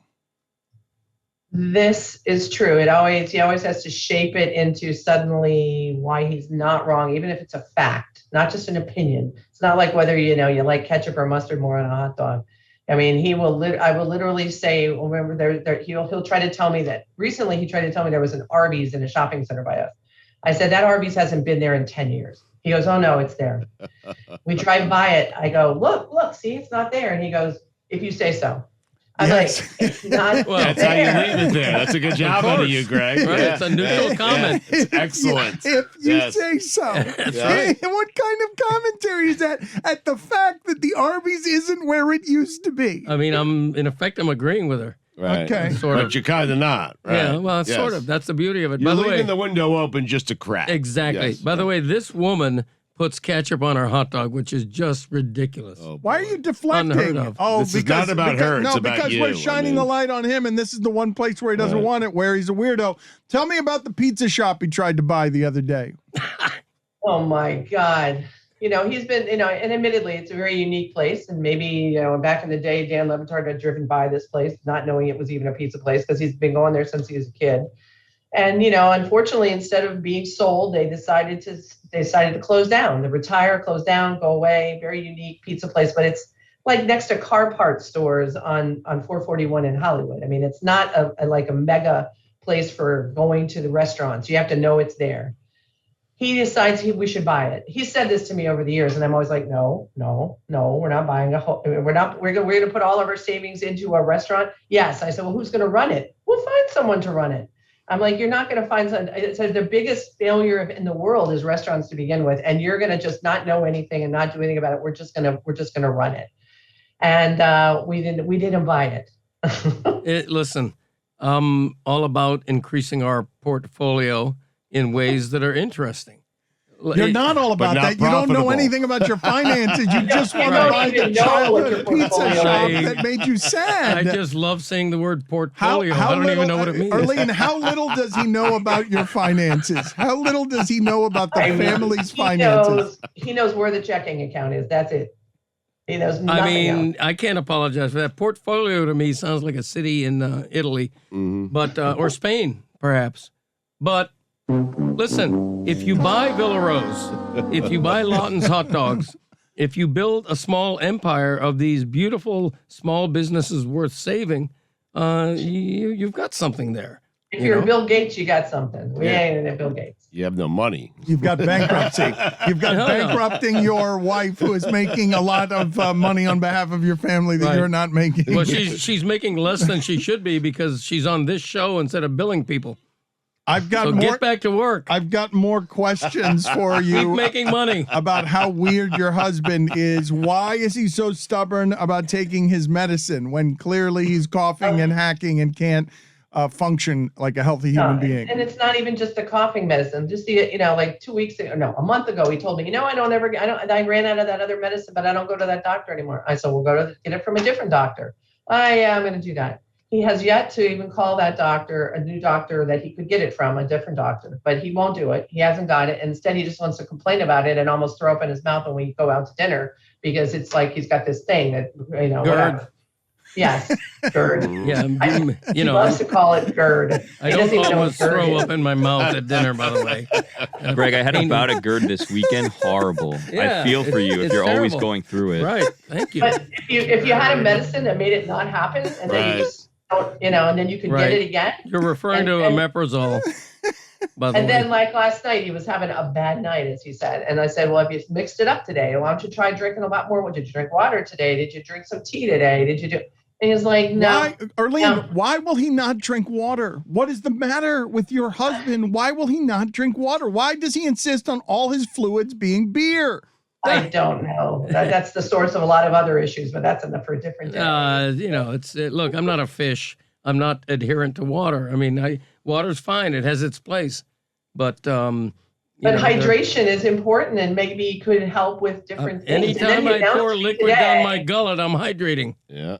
Last night you announced to me today You're that there's dehydrating by having coffee. He hydrates with beer. Coffee dehydrates. He did tell me there's a lot of tea there at the studio. I said, have you ever had it? No. He said, Roy drinks a lot of tea. I go, well, why don't you try some of that tea? Maybe it would help your throat. But no, he won't. Arleen, can you tell me how strange he is as a Thanksgiving host? Well, as any host, there's got lots of rules. To begin with, you have to clear anything that comes in the door previous to you arriving at the house. Standard. If you bring something spontaneously, it is not welcome. I mean, it's not welcome, and it will be mentioned like, "Oh, you didn't mention you were bringing that." Aunt Bonnie is a big offender of this. I love that he calls you out. I do. I love that you call people out. What is Aunt Bonnie? Fantastic. What does Aunt Bonnie do that she's a big I think she showed up with a ham one year when he wasn't expecting it. And what did Dad say? Right. And what did Greg say? He Was just she- storms out of the room and lets my mom handle all the uncomfortable conversations. Good. You got to clear the major protein. You don't walk into my house with a ham unless you've cleared it. It's simple. I appreciate the gesture. I appreciate it a lot more if you've cleared it with me so that there's no conflict on the menu. Exactly. Imagine showing up to a wedding taking your own meal. No one would dare. Guillermo, put Thank it on you. the poll at LeBatard Show. Do you, when visiting someone else's house for Thanksgiving, do you have to clear your own ham? What if someone else brought a ham? What if Greg had prepared a ham? Exactly. I mean, you have to ask in advance. Then you right? got dueling Yes. hams. It's Couple an of embarrassment hams for cutting it everybody. up. What's wrong Right. with 2 hams? I don't know. 2 hams are better than 1, but seriously, I think that you clear something with the chef, with the master of the menu. Yeah. It's just common politeness. Why would you use the cliche 2 hams are better than 1 when you're rejecting one of the hams that's being brought in and saying Aunt Bonnie is an egregious offense I was just of all holidays? Using an example. You just wanted to say 2 hams are better than 1. And it wasn't cleared properly. And you followed it with a but seriously, like Right. transitionally, Yeah. like an old comic Right. performing in the Catskills. Yes. when you go, but seriously, you give the drum time to go. Ba-dum, Yeah. Thanks. Right. Catskills, excellent. Like two hams are better than 1. Right. Thank you. Arleen, how awkward was this banquet style dinner you guys had the other day where Greg had next to him a fan of the show? Oh God. Well, to begin with, it was creepy because the guy was watching us like a hawk the whole time, and he kept swiveling his neck sideways to stare at Greg, and then swiveling it back forward, and then leaning in to listen to whatever the hell we were talking about. And then finally, 90% into the meal, he finally goes, "Are you Greg?" And then, it was fascinating. It was just fascinating. And then it turns out he hasn't read it. He hasn't actually had no idea that Greg is ever on anything other than the newspaper. So he was a real modern guy to begin with. But so he recognized you not from the show. He recognized you as a newspaper columnist. Right, from the printed word. And then he had to tell us, which is really right up our alley, about how he doesn't really like sports anymore because it's all political. Oh. Yeah. And then it was like, alrighty then, I got to go. He started veering into this rant against people kneeling before NFL games. And I'm like, all right, been nice chatting with you. And then I pretend to start talking to my wife again, hoping to derail this guy's interest. But the banquet hurt you. Well, it's ridiculous. It was a terrible seat. Honestly, it was amazing that he sat through that. It was like the kind of seat whenever we get seated like that, I'm always like, oh God, he's going to be pissed.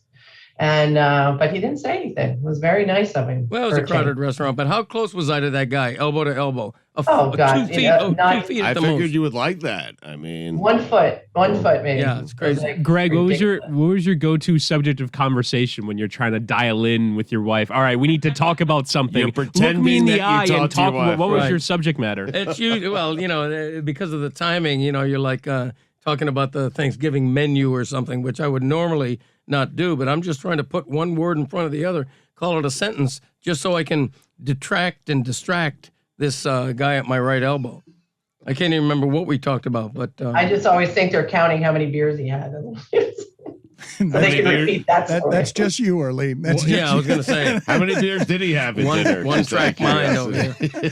It wasn't the beer that put him over the top. He decided he needed to have a cognac at the end. So.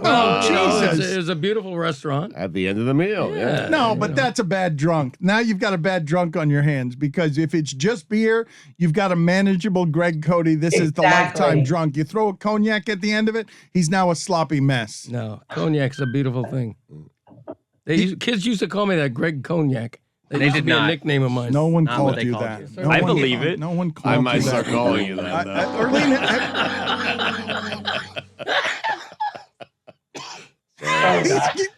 Are you concerned? I mean, I love the idea that kids would be calling me Greg Cognac, like a kid knows what a cognac is. Wait, so they didn't? I was just kidding. Arleen, thank you. We'll talk to you soon. All right. Have a good one. Thank you. Bye. Love you. The sounds coming out of your body are so unpleasant. Thank you.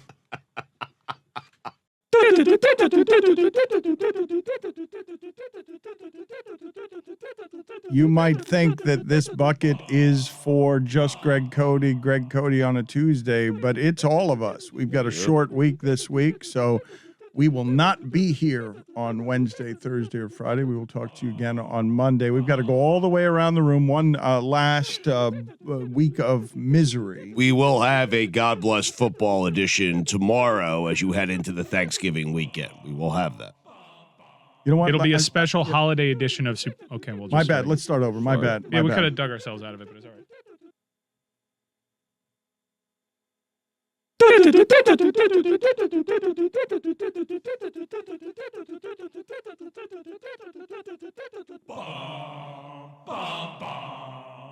That means the misery has arrived. We are all going to the bucket. Tomorrow we've got a show that is God Bless Football, but all of us are going to the bucket. Today, God Bless Football can be found within Stupidity. We're tucking it within Stupidity. You say there's misery, but there hasn't been much action with regards to this benchmark. Well, that's going to change. That's bullshit. And I've been talking to people, and here's the thing.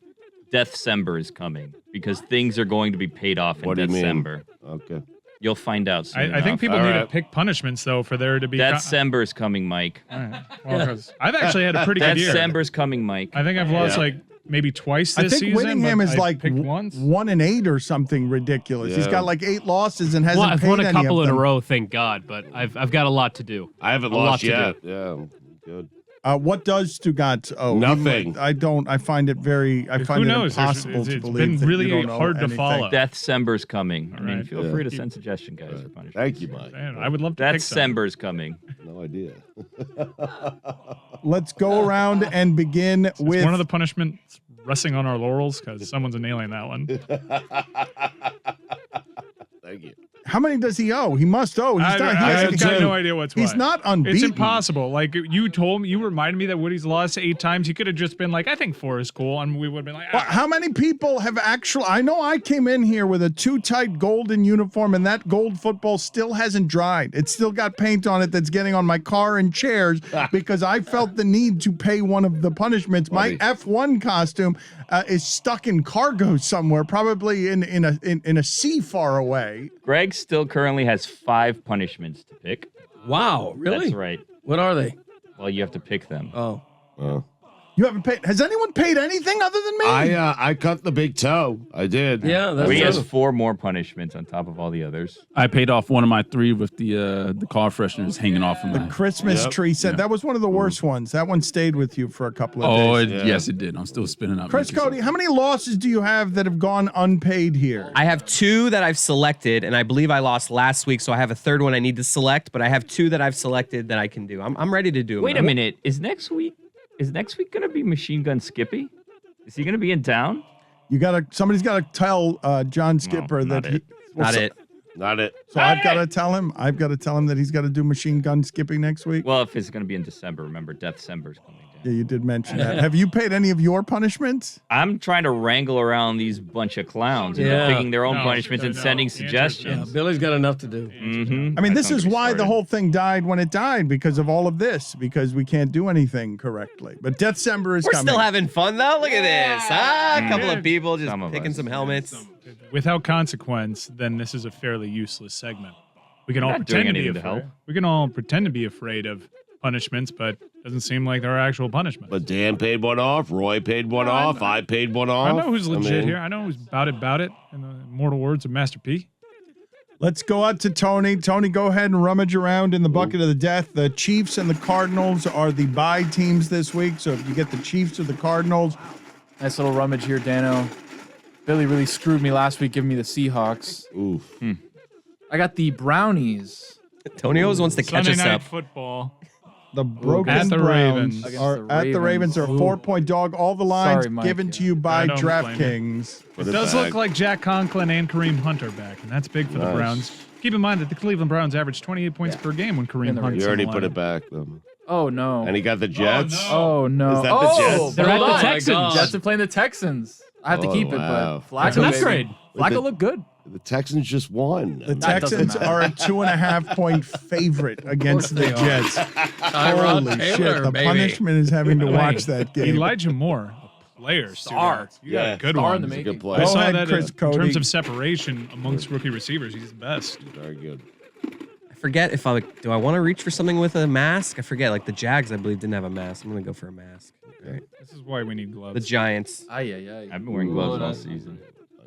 Home with the Eagles. They're 3.5-point home dogs. Give it back. That's not too bad, man. Putting it back. Eagles are Not a weird good. team. The It's Giants not out of my good life. either. That line's going to climb. Cowboys. Nice All upgrade. right, good job. Great Good upgrade. switch. I don't You got care who they're Thanksgiving playing. against the Yeah. Raiders. Yeah, switch. good job. Cowboys And the are- Raiders are done. The Raiders Right. season has Yes, kind yeah. of derailed here. 7-point favorite. Cowboys have been bad 2 of the last 3 games, but they play the Raiders. 7-point favorite at home. Roy, go ahead and select from the bucket. Lines are brought to you by our bedfellows at DraftKings. Stan said that. I mentioned that already. Yes. Steve I Martin. always forget this cool part. Congrats. I picked the Patriots. Ooh. Best team in the NFL. Against the Titans. Playing the actual best team in the NFL. The Patriots. Last week's best team in the NFL. The Patriots are 5.5-point favorite at home against the Titans. Wow, that's a lot. You don't want a 5.5-point favorite. You're not going to do a lot better than that this I week. mean, Roy did almost put back the Cardinals Roy, last week. legitimately, Oh, they lost. Roy. saying, but they're good. Cardinals won. Roy. It just doesn't seem like Roy has a good That's a sense for win. which teams Roy, are good. This is the second biggest favorite on this sheet. Roy. 5.5-point favorite is the back. second Don't biggest bully favorite. Roy. Like Roy, use your football No brain Derrick and make a Henry, decision. Roy. Last time I did this, I got burnt. Yeah, put it back. So I'm gonna get burnt again. I'm keeping this. Oh, the old reverse That's psychology. been a good upgrade whenever I remember it. Billy, go ahead and reach around in there. And Broncos. Thanks. Got the Chargers. Nah, I'm putting that back. Yeah, you should. A lot of games of The consequence. Broncos in the are at NFL home, this and week. It's a they're nice weekend they're this a weekend. 3-point dog. Yeah. The A lot of Broncos playoff are. implications. Yeah. Biggest Home point games. spread of the week is 7. Yeah, it's a. There are no everything's big close. favorites. These lines are brought to you by DraftKings. Our bedfellows. Our bedfellows. Ooh, I got the swap again. Damn it. That's a good helmet, man. The best helmet. He may swap for one that's been pulled already. Cowboys look Cowboys are the most attractive. Got the Cowboys. Dolphins. Oh no! Yeah. Dolphins can win Dolphins that game. 2-point dog at home against the Panthers. And by I got the Dolphins, I mean someone else has the Dolphins. Someone Patriots else. helmet looks good. That's a good pull, man. Chris Whittingham is now again. No one no, has. we got Jess Oh, back Jess is here. picking Oh, I I can't understand see why you Full got house back today, there. yeah. It's a- It's crowded in here today. Was there any arguing over the seats? There weren't enough seats today. All of a sudden, Jess was sitting here, then she wasn't sitting here.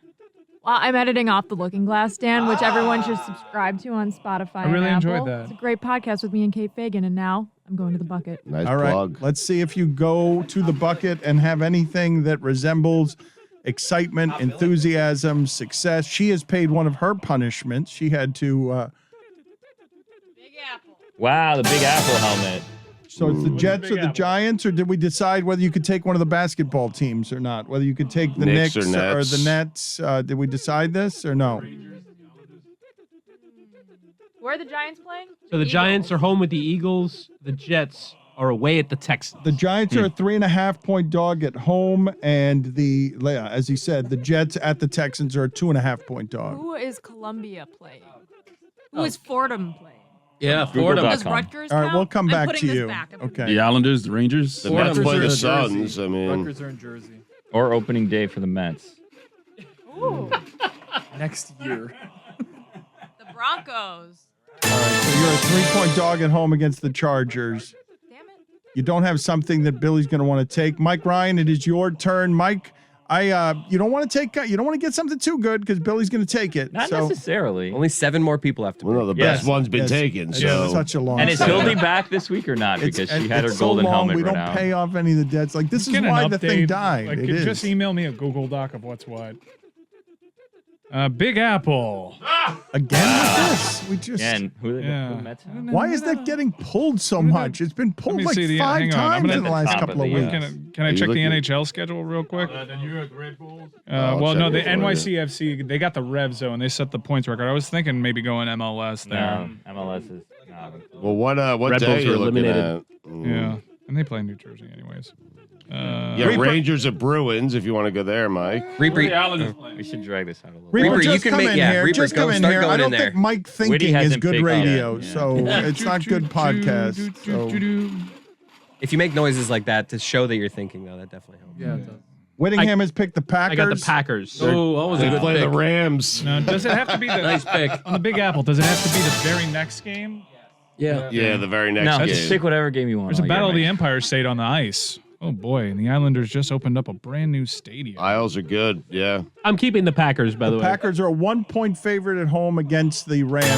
Get on in here, You know what? Reaper. I've decided I don't want the Big Apple. It's a cesspool of bad, Did you bad decide sports that? teams. Okay, great.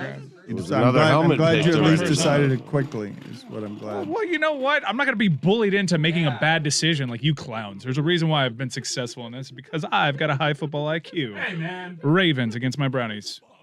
Damn it. The old emotional hedge. It's a win-win for you. Right, Nah. the Ravens -4 at home against a totally broken Browns team with a totally broken quarterback.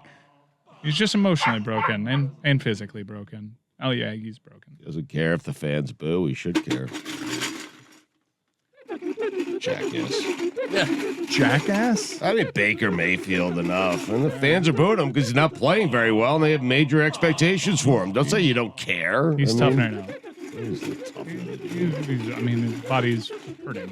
I'm rummaging. I hope they give him a $40 million deal. So do I. Well, it's not trending in that direction. What do we have here? I have the hottest team in the NFL Oh, wow. besides the Patriots. Jonathan Taylor. I have Saddle the him up.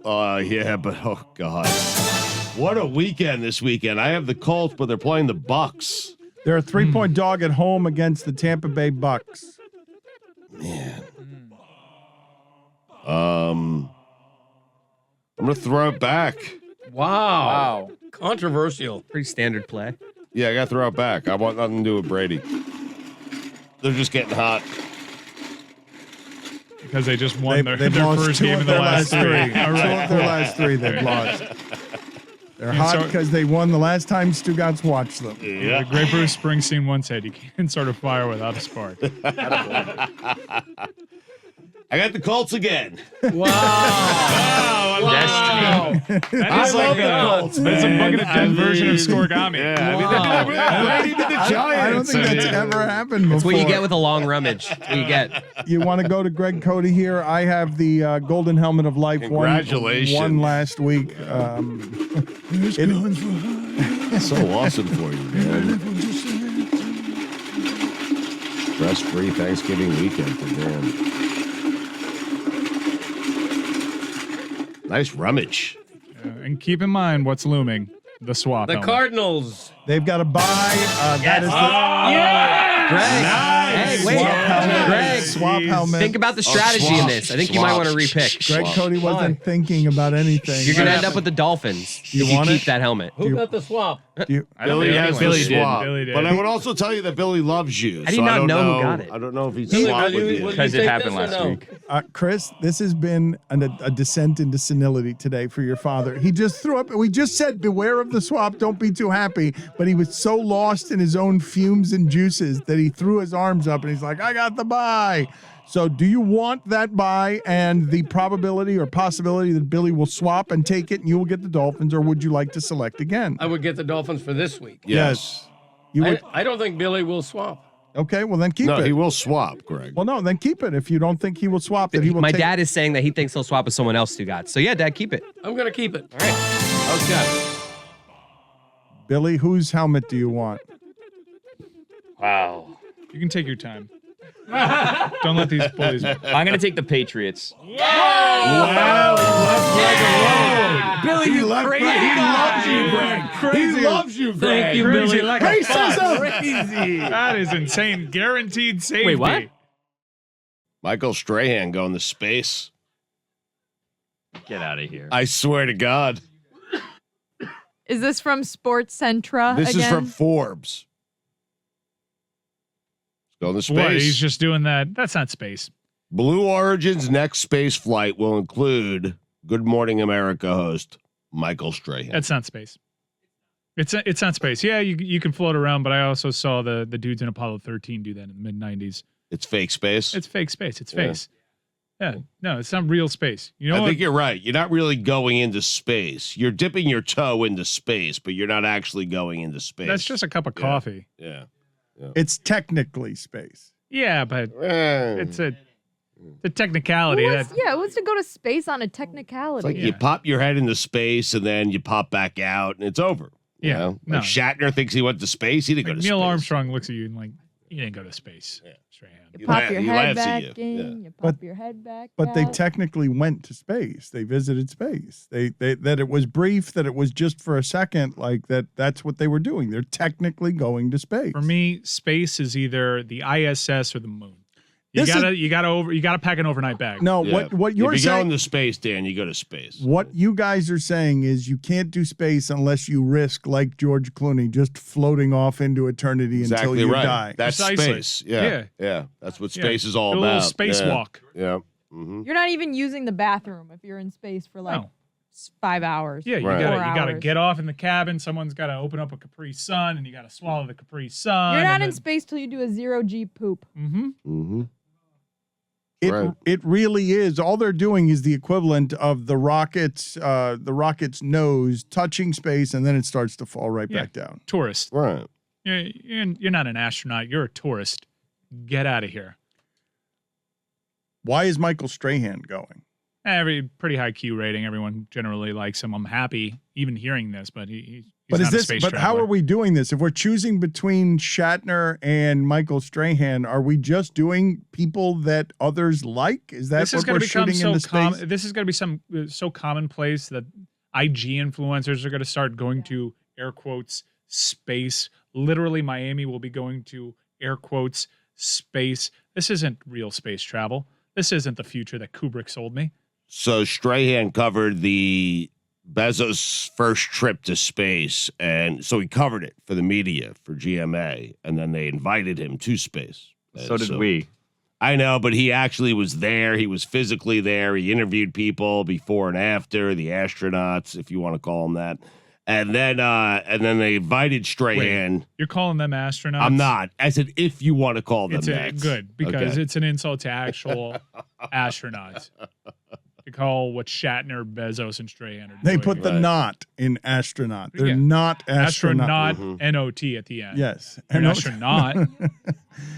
So you have arrived in a place Asterisk not. where Tiki Barber is on Earth shaking a fist at space saying Strahan's got the career that I was supposed to have. I was supposed to be doing morning shows. I'm supposed to go to space. I was supposed to go to space with Bezos. I was the New York Giant that everyone liked because I had the big smile and mine doesn't have a giant gap in it. I was supposed to be the guy who was transcendent and was allowed to come out in the morning holding hands and with a tiny white woman and being celebrated by housewives all over America. Why does Strahan get my seat on this shuttle? Because he's a genuine nice man. Yep. Yeah. It's hard to fake that on TV. Like, it would be devastating to me if I found out Michael Strahan was not nice behind the scenes. Well, let's go ahead and hear some sound of Michael Strahan not being nice to Stugotz here when Stugotz dared. So mean. Stugotz is the one not being nice in this Yeah, clip. this is aged poorly for Stugotz, I think. Because he got up in there and tried to ask Strahan about his divorce. Strahan wouldn't talk about it, but isn't that why he has Tiki Barber's life? Because Tiki Barber got in the middle of a giant scandal. Isn't that why Tiki Barber? Didn't we judge all of Tiki Barber's? It's not because he wasn't good at the television stuff. It's because he had a scandal where he left his wife for a younger woman, and that can't be sold to American housewives. Mike, you're in the news a lot lately because of your divorce. It's a ridiculous amount of money. I was told I'm talking about a Pepsi smash in football. Just like I don't talk to the papers about that. I was just going to ask if you're tired of talking about it. I guess the answer is yes. I don't talk about it. And you're going to try to come out of left field and kind of get me with it. But I'm from New York, my friends, and I'm going to shut you up before we even go there. Just was going to ask if you're sick of it. Apparently you are. Don't go. I was going to ask. It doesn't matter what you were going to ask me. I'm telling you what we're going to talk about. Man, he owned me. Yeah, you brought it back too many times. I did. Went to the well. Yeah, you don't say. Was just gonna ask you if you're tired of talking about it. Just gonna ask. Very clearly. Dan left me to my own devices. I mean, that's what happens when. Yeah. Definitely Dan's fault. Yeah, for sure. I'm not blaming Dan. I'm not blaming Dan. Yep. He had places to go, people to meet. It was Super Bowl week. It was a big week down here. Dan was hosting. I mean, If Chris Cody went to space, he'd be an astronaut. Yeah. Deserved. Long astronaut.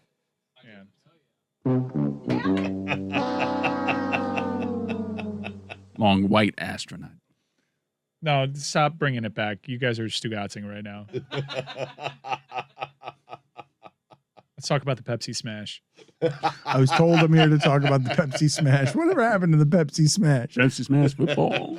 What happened? What I don't pivoted to just a full-on halftime show sponsor. Yeah. Can we marvel though at the career of Michael Strahan? It's been. I think we did. We just talked matter-of-factly about the man going to air quotes space. Well, it's like he kind of has the sack record. Yeah. I was going to shout. say to you guys though, has Michael Strahan's post career been better than Michael Strahan's career?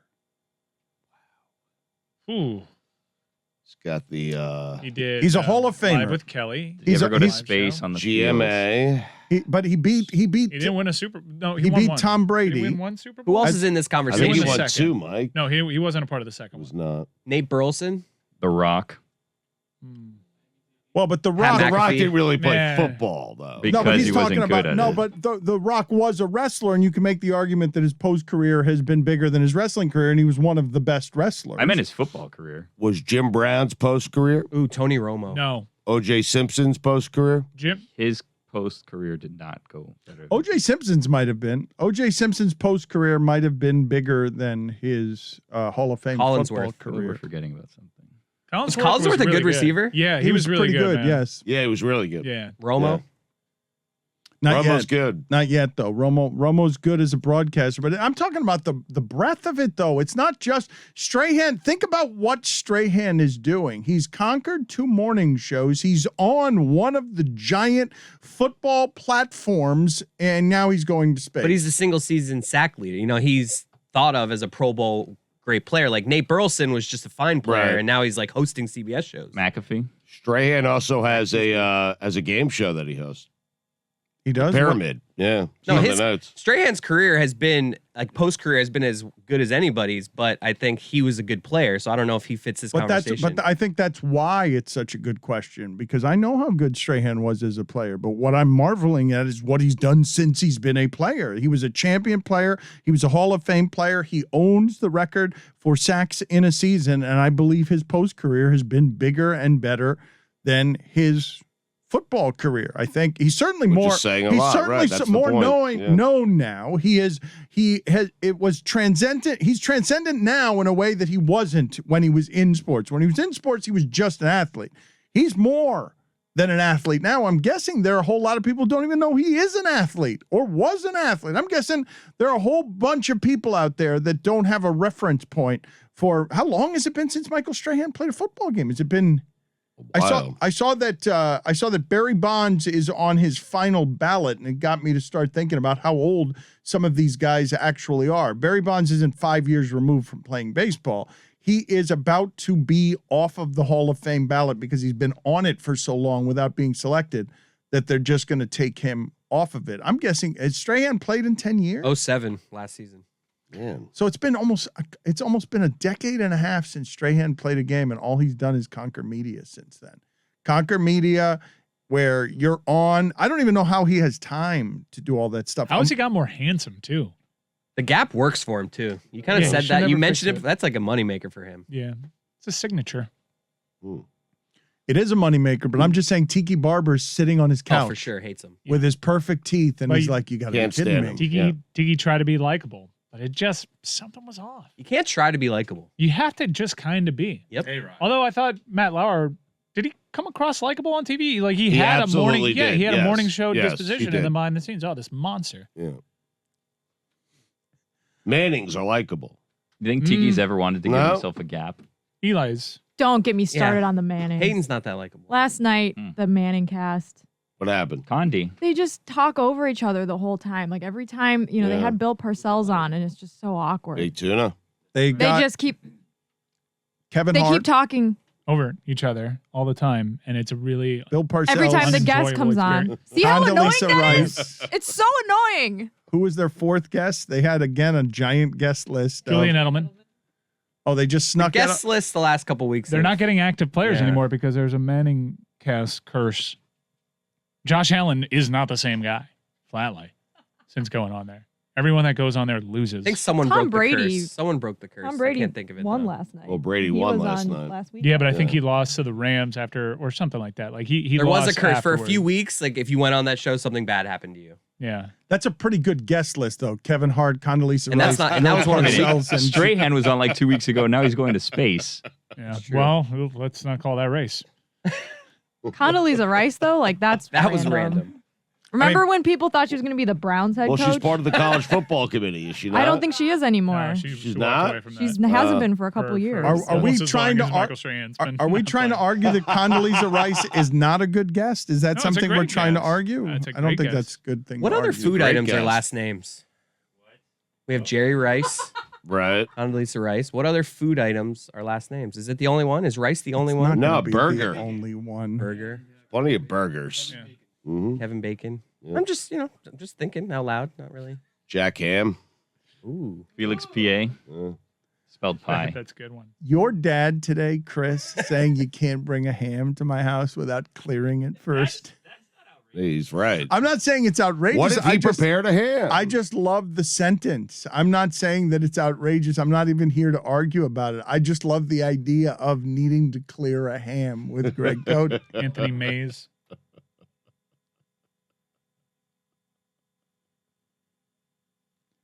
Is rice the only name? It's a bad question. So I think we answered that. Yeah. Food. Jared Mayo. Dribbled peppers. See, we're having fun. You're welcome. We're having fun now. You're welcome. We're having fun here. We're just having some fun here. You want to impress me? Make the food item the first name. Corn elder. Corn elder. Wow. This is all my baby. Steak Shapiro. Mornings in Atlanta. Corn elder is not where I had you guys going elder. first. Dave Congree. There's a food called Dave.